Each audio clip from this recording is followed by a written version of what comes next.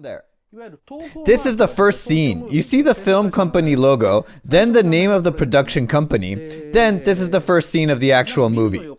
There's some kind of a wire set on the wall of a building that brings down bags of money. Then Daisuke Jigen comes down with a happy face, then Lupin also with the happy face. This first scene tells you that something is going on. The point is this window. The light inside the room comes on while Lupin is going down the wire. Then the chase begins.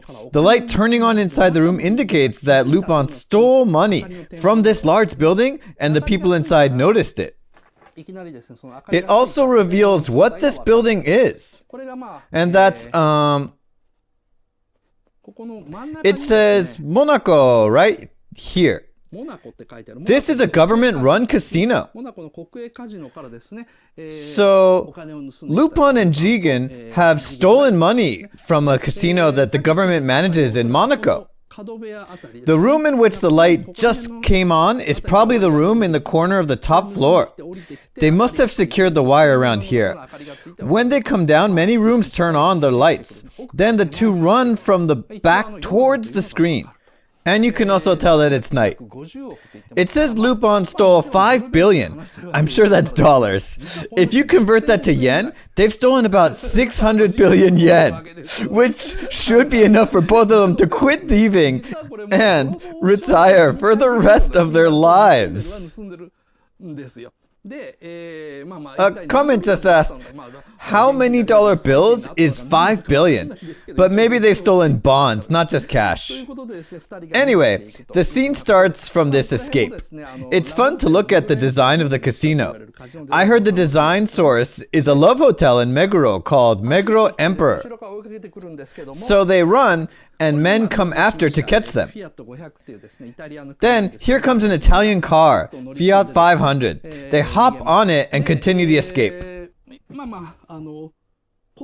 Then, do you see right here? It's hard to tell, but that's Goemon. He's sticking out the tip of his head from the car window. And you can also see the pattern of his trademark sword, Zan Tetsuken. It's clearly drawn here. A storyboard instruction clearly says, please draw a stick here. The message here is simple. In the early stage of production, Miyazaki didn't want to include Goemon in the movie. He just wanted the story of the Castle of Cagliostro to be about Lupin and Jigen. However, the company scolded him and said, enough crap, Goemon is a must, so is Fujiko, so he reluctantly included Goemon. So, Miyazaki had to hint the existence of Goemon in different scenes. As a result, you can have glimpses of Goemon's head and his sword in the backseat of the Fiat. You'll see these in a scene later.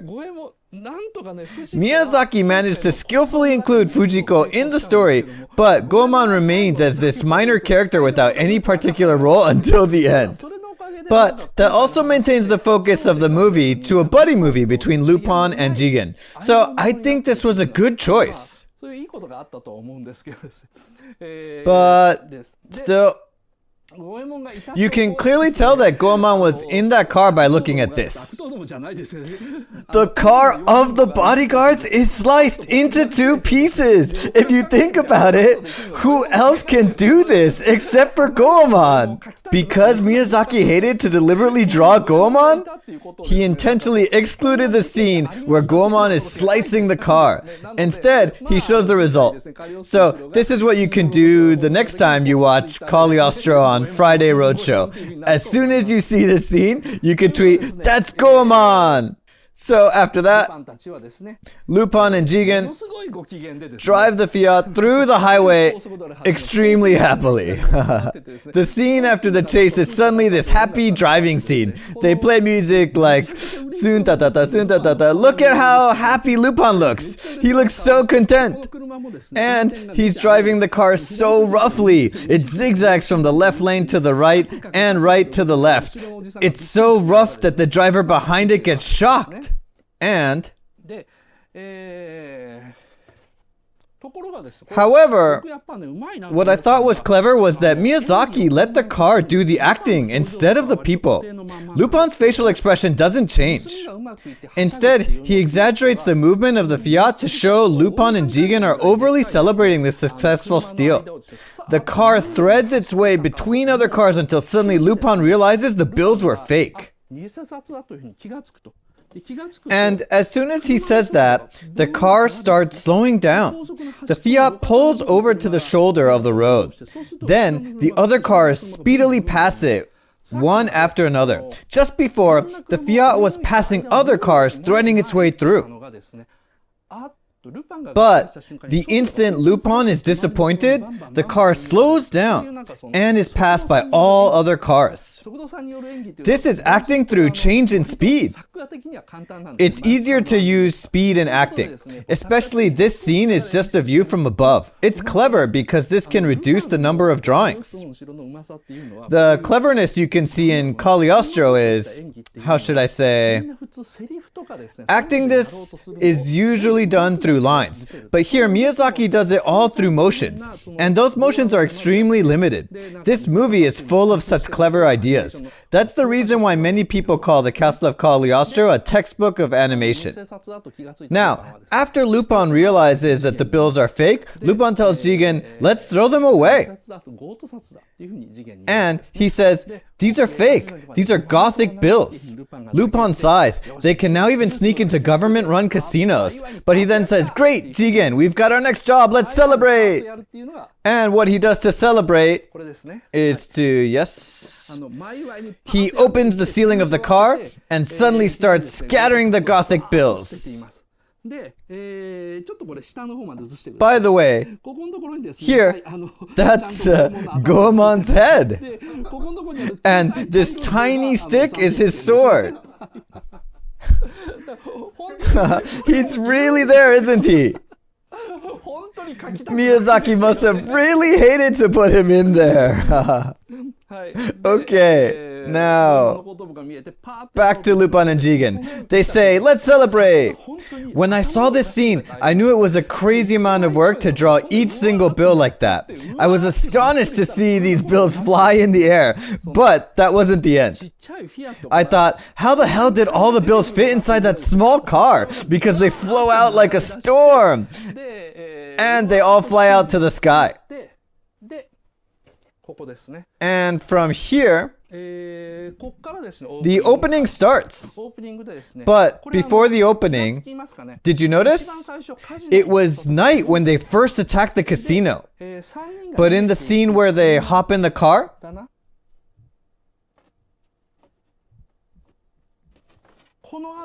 the night is almost ending. The day gradually breaks as the car is running. It was a little past 4 a.m. that they cracked the safe of the casino. While they are running, the day slowly breaks. The sky becomes brighter, and at the end you see the fake bills flying toward the blue sky. Very dynamic. Then, the opening starts. You see, it's a progression from the night,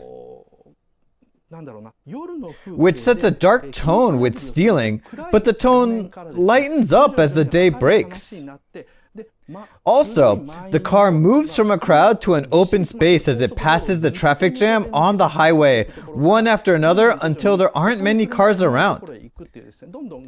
This is called escape in animation, where the camera moves from somewhere crowded to a clear view. So that's the pre-credit sequence. So after you see the bills flying in the air, you hear music. Then the opening starts. The famous opening of the Castle of Cagliostro. I'll talk more about this opening later on in the lecture. The aesthetic significance of the Castle of Cagliostro is the change in tones and compositions between scenes. They are either dark and compressed or pressured, or bright, open and clear. If you pay attention to these changes, you'll enjoy the movie more. It's 15 minutes already. Okay. Now, Today, I won't talk about anything that is clear to anyone's eyes. Instead, I'll imitate the method of discovery of the world's mysteries, which means I'll look for mysteries inside the movie. Then, I'll try to solve those mysteries. Now, back to the pre-credit. When the movie came out, many enthusiastic fans said that something was strange about the pre-credit sequence. There was a TV show called BS Anime Talk. When I was in that show, I also said that there was a contradiction. And what that is that so Lupin steals fake bills from the casino. He says they can now even sneak into government-run casinos and throws them away because they are fake. But isn't that strange? I mean, a government-run casino couldn't tell they were fake? That means Lupin can use those bills just fine.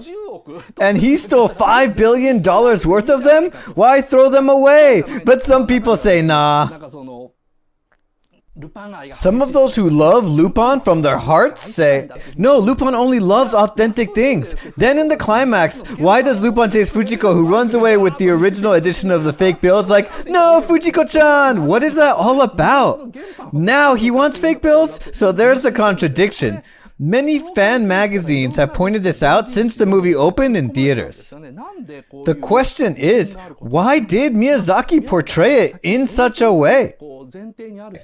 Well, some people say Miyazaki respects imagery more than plot, or like someone just commented, he had pride as a thief. Possible, but if he has such pride, then again, why would he care about the fake bills? I mean, if there are such elaborate fake bills that a government-run casino or even Jigen can't tell they are fake, Lupin, being a master thief, could have decided to create his own fake bills that are better than Gothic bills.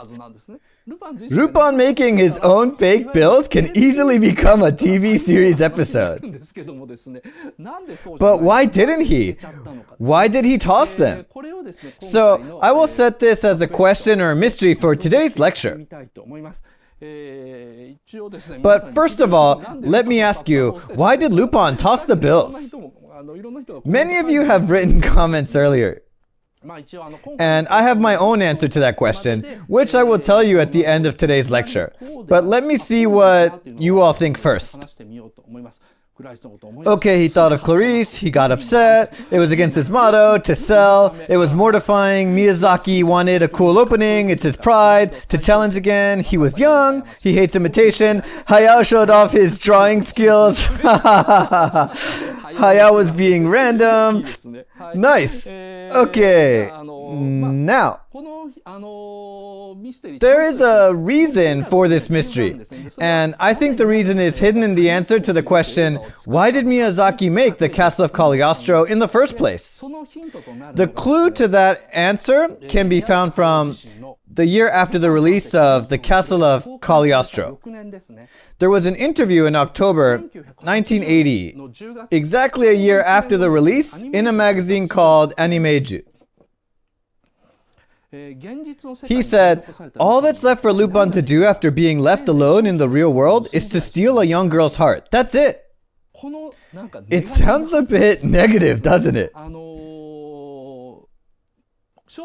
When Miyazaki said, steal young girl's heart, he was referring to the famous climax scene where Inspector Zenigata says, he stole something of no small value, your heart. And this is supposed to be a great line that moves everyone's heart. But what Miyazaki really meant was that Lupin was an unworthy man who was only able to steal a girl's heart. And that's because he was left alone in the real world. Someone just commented, Miyazaki sounds mentally ill. Yes, he is, or more precisely. Whoever is moved by Zenigata's famous line must sympathize with Miyazaki's despair. Because it's hard to tell why he made this movie.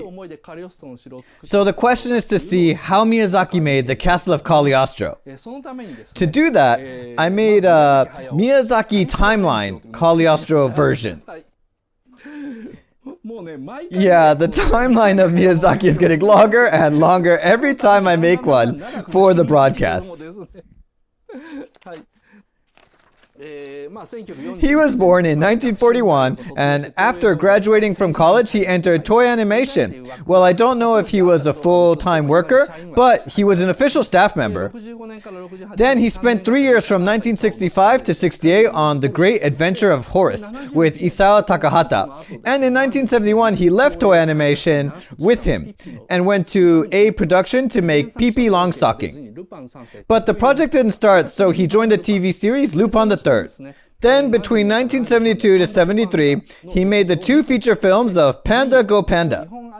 Then he moved to Zuyo and started preparing for Heidi, Girl of the Alps. Then, in 1974, Heidi was broadcasted. This was his first commercial success. Then he made 3,000 Leagues in Search of Mother. He gradually became a known figure among the anime industry as he grew his reputation. 1977, a pre-production of Future Boy Conan, his first director debut on TV, which was broadcasted the next year. After that, he moved to telecom to make Little Nemo, Adventures in Slumberland, with American creators. Miyazaki and Takahata were the Japanese directors candidates, so they went back and forth between Japan and the US. Meanwhile, in December 1979, The Castle of Cagliostro was released. Then at last, he got fed up with Nemo in 1982 and left telecom. This is the timeline of Miyazaki in regards to The Castle of Cagliostro, and the outline of what I'll talk about today. Now, the final goal is to answer the question of why Lupin threw away the fake bills. Someone just wrote, I heard Nemo didn't complete. That's not true, it did complete, but not in the most successful way. I'll talk about this tragedy later.